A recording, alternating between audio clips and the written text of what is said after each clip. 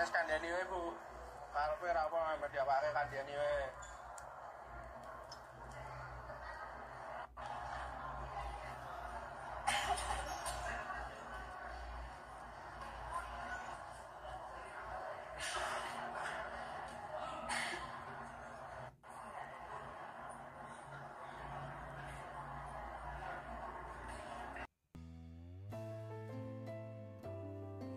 Assalamualaikum warahmatullahi wabarakatuh. Alhamdulillah. Selamat malam para sedulur-sedulur yang saya cintai dan semoga dicintai oleh Allah SWT. Kira sedulur, jadi di awal tadi ada potongan video singkat seputaran para pelaku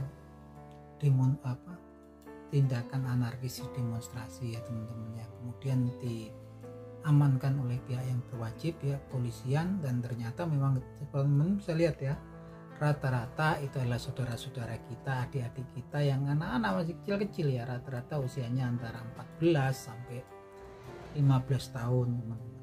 Karena kemudian oleh pihak yang berwajib dibebaskan, dijemput dengan oleh orang tuanya ya teman-teman. Teman-teman, kita bisa lihat bahwasanya di sini kebiadaban, kekejaman dari para provokator ya, kelician dari para provokator yang ingin menunggangi demo-demo yang terjadi saat ini. Yang jelas memang yang jadi korban, yang diprovokasi adalah anak-anak yang usianya masih muda usia, yang teman-teman yang belum berpikiran panjang, yang akhirnya memang mereka akhirnya kemudian ya melakukan tindakan anarkis karena kemudian diprovokasi, yang kemudian mereka lah yang kemudian berbenturan dengan aparat. Ini suatu kebiadaban dan kelician dari para provokator. Jadi teman-teman, kalau kita ngobrol tentang apa yang terjadi kemarin antara kekecewaan masyarakat terhadap wakil-wakil mereka dan provokasi oleh pihak-pihak tertentu yang menunggangi demonstrasi, saya pikir dua hal yang berbeda ya teman-teman. Kalau kemarin memang kemudian ada kekecewaan, ada kekesalan, kegeraman masyarakat terhadap wakil-wakil rakyat yang ada di parlemen, itu hal yang berbeda. Itu hal yang pertama yang memang dipendam oleh masyarakat selama bertahun-tahun, kekecewaan mereka oleh perilaku-perilaku yang mementingkan diri sendiri, yang hedonis dan suka pamer. Kita lihat ya, mereka pamer, ada yang memamerkan arlojinya harganya miliaran, mobil mewahnya yang puluhan, ya sah-sah saja. Tapi ketika kemudian masyarakat itu kondisinya juga memang lagi susah secara ekonomi, lagi kemudian usaha lagi banyak yang macet, banyak yang kena PHK, tiba-tiba memang ditunjukkan hal-hal yang seperti itu, menambah kemudian kemarahan masyarakat gitu kan, menambah kebencian masyarakat. Ini wakil-wakil mereka tapi empatinya juga nggak ada gitu kan, karena mereka adalah pada dasarnya mereka itu kan wakil-wakilnya masyarakat gitu kan. Justru di tengah kesulitan mereka pamer ketika kemudian gajinya naik sampai sehari 3 juta, kemudian sampai tunjangan beras aja 12 juta, tunjangan untuk rumah 50 juta per bulan gitu kan, di tengah kesulitan masyarakat. Dan itu yang memang diekspos ke publik ya teman-teman. Saya rasa juga kalau kemudian masyarakat marah ya wajar gitu, kita semua juga kecewa, wajar, itu hal-hal dalam bentuk kewajaran. Dan kalau kemudian hendak mengaspirasi suaranya, mengaspirasikan pendapat masyarakat, protes masyarakat, justru mereka nggak ada, kabur entah kemana. Yang dihadapi adalah kemudian aparat gitu kan. Saat-saat kritis negara kita justru dia pada kemana nggak jelas gitu orang-orang itu. Jadi sifat negarawannya aja udah nggak ada gitu kan. Ini yang kemudian bikin kita semua kecewa ya, sampai kemudian ada korban jiwa gitu kan. Nah, kalau kemudian para penunggang gelap ini memang saya pikir pihak yang lain lagi gitu kan, mereka melihat kemudian ada celah untuk menunggangi masalah atau gejolak yang ada di masyarakat. Pada dasarnya mereka sudah ada tadi dari pihak yang berbeda, yang memiliki kepentingan yang berbeda. Saya pikir memang kepentingan yang berbedanya apa?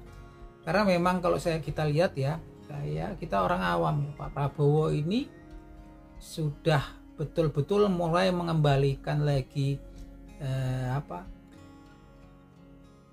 kejaksaan dan KPK ya ke untuk garang lagi untuk memberantas korupsi yang memang sudah merusak negeri kita ini ya teman-teman.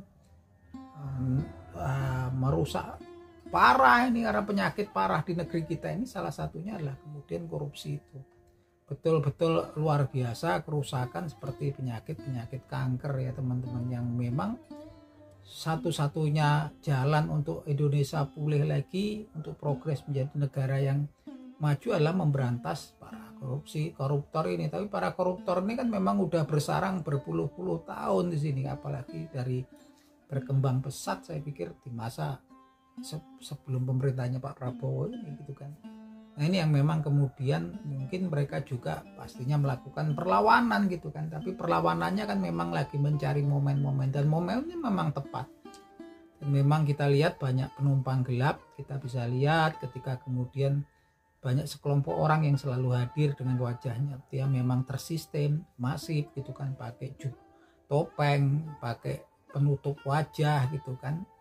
Mereka membagikan bom molotov dan memprovokasi massa yang memang udah marah dan kecewa gitu kan.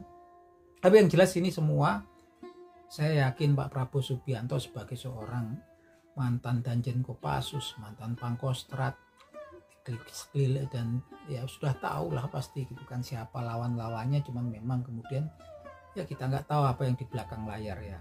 Memang mungkin di negeri kita ini kan ada yang namanya sandera menyandera dan kita nggak ngerti ya.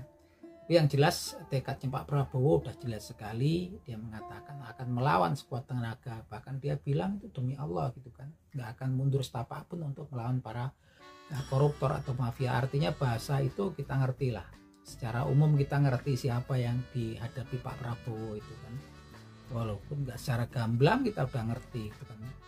Jelas perlawanan itu pun ada dari Pak Prabowo Subianto, presiden kita, untuk menghadapi invisible hand yang lagi-lagi hendak merusak negeri kita ini. Mereka gak rela kalau kemudian lahan mereka kemudian mulai terganggu dan mulai dirampas ya gitu kan, mulai kemudian dirampas kenyamanan mereka dalam melakukan aksi-aksi korupsi untuk kepentingan mereka sendiri yang merugikan bangsa dan negara ini. Nah, teman-teman, kalau kita lihat ini memang pergerakannya mulai ya teman-teman, Pak Prabowo ini mulai bangkit ya teman-teman, dan kita syukuri itu. Dan ini untuk masyarakat juga momen yang paling tepat, karena memang ya momennya tepat sekali saat ini, momentumnya tepat sekali untuk kemudian mengegulkan undang-undang ya, undang-undang perampasan aset. Dan memang kemudian kan DPR juga nggak punya pilihan lain selain menuruti dari aspirasi masyarakat. Sekarang momentum ini nggak akan balik lagi ketika nggak ditindaklanjuti terus ya. Bahkan sekarang kan beberapa partai sudah menyatakan siap kemudian untuk kemudian mengolah rancangan undang-undang perampasan aset seperti Partai Demokrat gitu kan. Tapi kalau lagi-lagi ada partai-partai yang memang berusaha mempersulit daripada terbitnya undang-undang perampasan aset ini, kita tinggal lihat saja siapa mereka gitu kan, apakah kemudian mereka wakil kita gitu kan, dan kalau nggak mau mewakili siapa mereka kan. Artinya memang supaya kita semua terbuka lah, kalau memang kemudian undang-undang perampasan aset itu kemudian diterbitkan oleh DPR, ini kan yang ngajuin dari eksekutif ya, presiden, kemudian persetujuannya dari DPR, dari legislatif.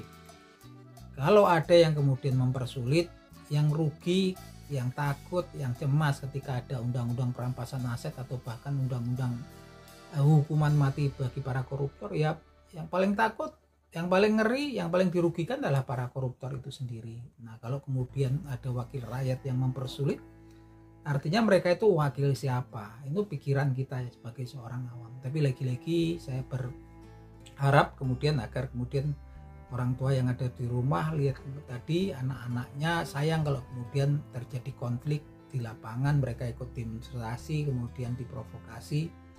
Aparat juga namanya juga manusia ya, kelelahan, emosi segala macam, sampai kemudian terjadi korban yang rugi kita semua. Aparatnya juga rugi, masyarakat juga rugi. Aparat punya keluarga, punya anak istri ya, kalau sampai melakukan kesalahan fatal ada korban jiwa kayak kemarin ya nggak menutup kemungkinan bisa kemudian terkena pemecatan. Kalau sampai dipecat yang rugi juga keluarganya, aparatnya. Pihak keluarga yang nanti anak atau keluarganya jadi korban juga akhirnya juga kan jadi sedih, pasti kehilangan keluarganya. Ini berpotensinya besar sekali, artinya memang sini diperlukan peran orang tua ya kemudian untuk kemudian mencegah anak-anaknya yang masih muda usia kayak tadi untuk kemudian tidak mengikuti demo lah. Demonya ini kan memang demo para mahasiswa, buruh, elemen masyarakat. Kalau yang masih kecil-kecil ya mudah kemudian diprovokasi oleh orang-orang yang nggak bertanggung jawab, yang lagi-lagi ya mereka licik ya, culas, licik dan biadab ya. Gimana yang diprovokasi anak-anak kan, kalau jadi korban kan kasihan gitu kan. Itu aja teman-teman analisa saya. Mungkin teman-teman punya analisa yang lain tentang apa yang terjadi di Republik ini. Kita doakan semoga Pak Prabowo Subianto dan orang-orang sekelilingnya ini kemudian memang betul-betul bisa menyelesaikan, menangkap dan ya menengarai siapa itu kan yang kemudian memprovokasi sehingga kemudian terjadi korban ya teman-teman.